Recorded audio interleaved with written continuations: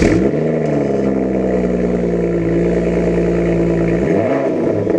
wanted to make a quick video in hindsight after doing this job because I did not find any on YouTube.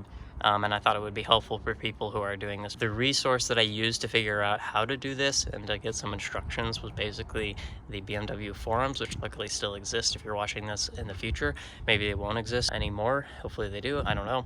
Essentially, I also used BMW, I think TIS, using a virtual machine on my Mac. I was able to run, you know, a Windows program, Windows 10, and then download the BMW software. And that tells you to first remove this relay back here. It's under a black cover that's over here, and it is a green relay with the number 77077 on it, at least in this case. And you'll notice, I think this is automatic transmission cars or cars with more options have more relays, and so your fuse box might look different.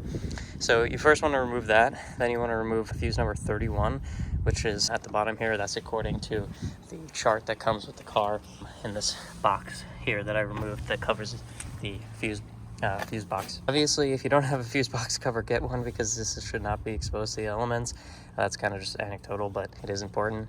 So you want to remove that relay, this fuse. This one is for it's a 5-amp fuse for the fuel pump. That way you won't get detonation while you're testing the engine. The repair manual also recommends that you remove all 4 spark plugs before you do this test. Probably in hindsight a good idea. Now that I'm realizing I could have had detonation with any leftover fuel in the cylinders, I'm assuming that's why they ask you to do that. Mechanics, you can correct me in the comments.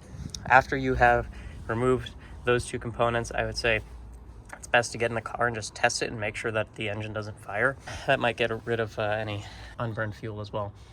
So then I would recommend taking out all 4 coils that are attached to this harness and blowing out the spark plug sleeves with compressed air, and then maybe just cleaning out this kind of tray here. I did not do that. I'd recommend doing that because these cars are now, this one at least is 24 years old, and so there's bound to be a lot of dirt in there. And then you want to take out the first spark plug, or all 4 of them if you're listening to the manual, which is probably a good idea. Again, I did not. And then thread in your compression tester kit. There's I think this is a good compression tester that I got from Amazon, and you know, I know a lot of cheap things are on Amazon. This is a actually decent compression tester kit. It's from OTC, and you thread in this M14 line here. It has a very nice quick disconnect. If you're familiar with detailing, this is a similar quality quick disconnect that you'll get to something from like a Mosmatic pressure washer wand. So this is a really nice kit for that reason. You thread this part in. There's a quick disconnect that goes here to the male end, female end's here. And so once you've screwed this in, you attach it to the actual gauge. And then you want to get in the car and you want to turn it over. I turned it over for about 5 seconds for each cylinder. Fortunately in this case, sorry if it's a bit windy, fortunately in this case, this engine was in the, you know, range, which is for this car 10 to 11 bar, or 145 to 159.x, basically 145 to 160 psi for all cylinders. I got roughly 155 across all 4 cylinders, which is really excellent.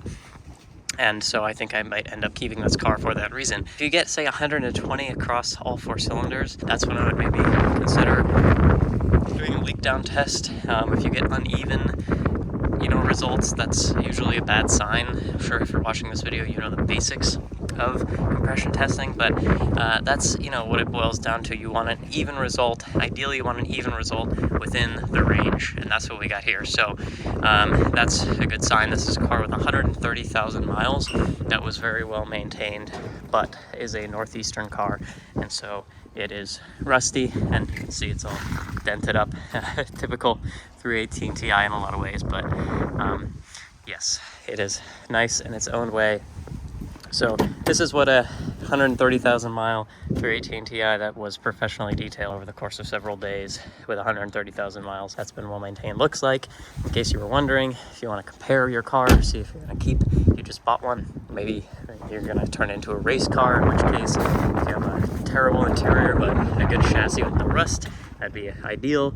If you have a car like this that has a great interior but some rust, well, that's kind of your decision to make. But generally, a compression test is a good gauge of the condition of the engine. Obviously, it's not the only parameter that dictates the health or indicates the health of the engine. So yes, that's how you compression test a 318 Ti.